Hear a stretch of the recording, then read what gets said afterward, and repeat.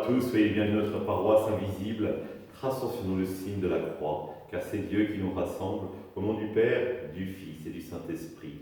Amen. Prions pour nos frères et sœurs malades.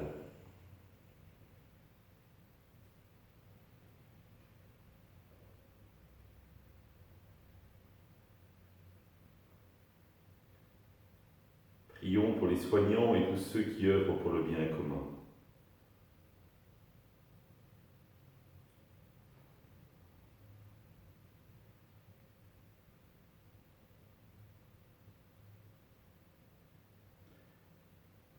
Prions pour tous ceux qui sont en angoisse, la solitude, que l'Esprit Saint vienne les libérer.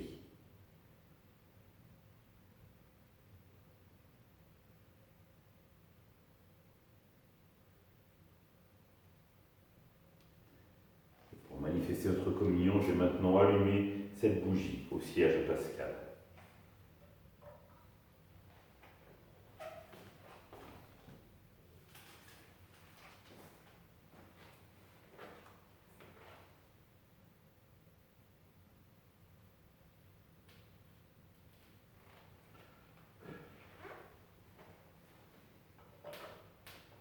Dans l'évangile de Matthieu, Jésus disait « Quand le Fils de l'homme viendra dans sa gloire et tous les anges avec lui, alors il siégera sur son trône de gloire. Toutes les nations seront rassemblées devant lui. Il séparera les hommes les uns des autres comme le berger sépare les brebis et des boucs.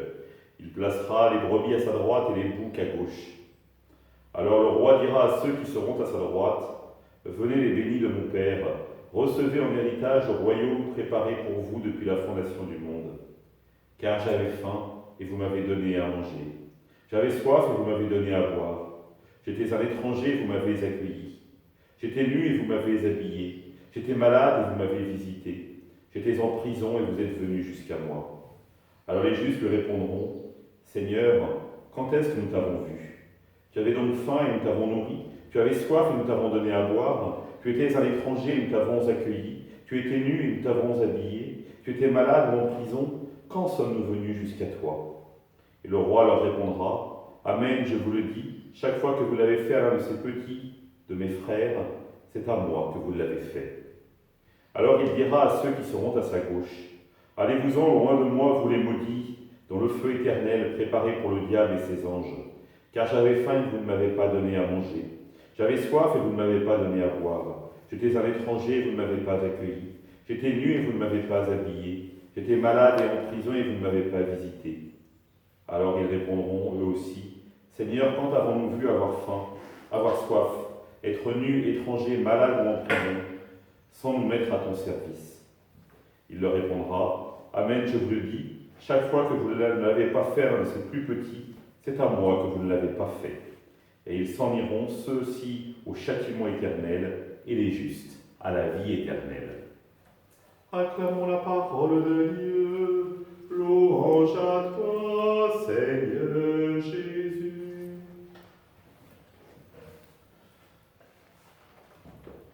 Voir Jésus, voir Dieu.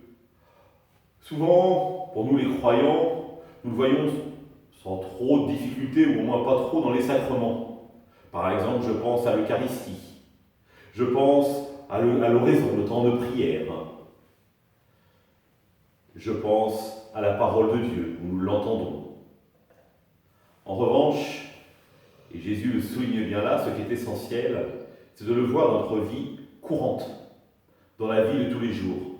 C'est-à-dire que notre foi ne doit pas être restée 1 heure par semaine, ou le matin à la messe, ou le matin ou le soir quand nous prions, mais c'est dans tous les instants de notre vie que nous devons voir le Christ à l'œuvre. Et le Christ à l'œuvre, Jésus le souligne, il est d'abord à l'œuvre chez les plus pauvres. Et donc la question pour nous, c'est, croyons-nous véritablement que quand nous servons l'autre, nous servons le Christ lui-même?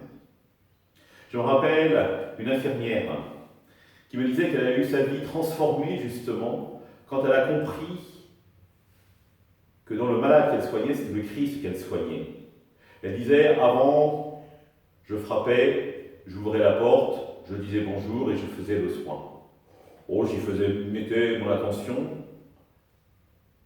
Maintenant, avant de frapper, je me dis, c'est le Christ que tu vas rencontrer dans cette chambre. Je frappe, j'ouvre, je dis bonjour, je fais le soin, mais je fais le soin en y mettant tout l'amour que je peux. Et elle dit, en me disant que je servais le Christ, ça a transformé ma relation en patient et donc à l'autre. Parce que ce n'est plus seulement l'autre que je vivais, que je servais, mais le Christ lui-même. Et en servant le Christ lui-même, l'autre devenait véritablement mon frère, ma sœur, que le Christ me donnait. Cela me ramenait finalement à la parabole du bon samaritain, qui est mon prochain, celui dont tu es capable de te faire proche. Et je crois que dans la parabole du jugement dernier que nous venons d'entendre, il en est exactement de même. Si nous voulons véritablement voir l'autre, voir le Christ dans le plus petit, le plus faible, il faut d'abord s'arrêter.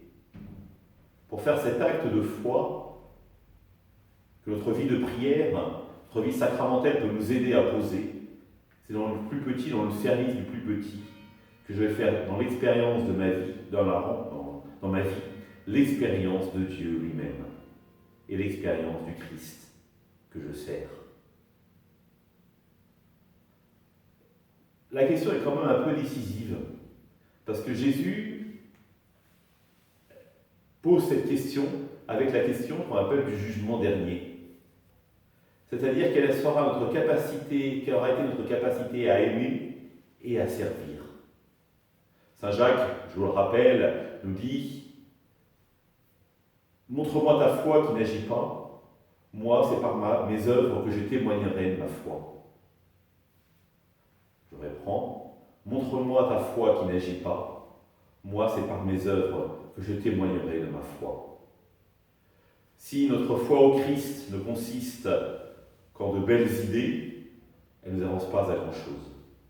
Si au contraire, elle vient transformer notre vie et faire de tous nos frères et de nos sœurs des Christ vivants que nous servons, alors oui, nous vivons déjà de la vie éternelle que Dieu nous propose. Ensemble, nous prions. Notre Père, qui es aux cieux, que ton nom soit sanctifié, que ton règne vienne, que ta volonté soit faite sur la terre comme au ciel. Donne-nous aujourd'hui notre pain de ce jour. Pardonne-nous nos offenses, comme nous pardonnons aussi à ceux qui nous ont offensés. Et ne nous laisse pas entrer en tentation, mais délivre-nous du mal. Amen. Et que le Seigneur nous bénisse, nous accompagne pour notre journée, nous garde dans la paix, au nom du Père, du Fils et du Saint-Esprit. Amen. À demain.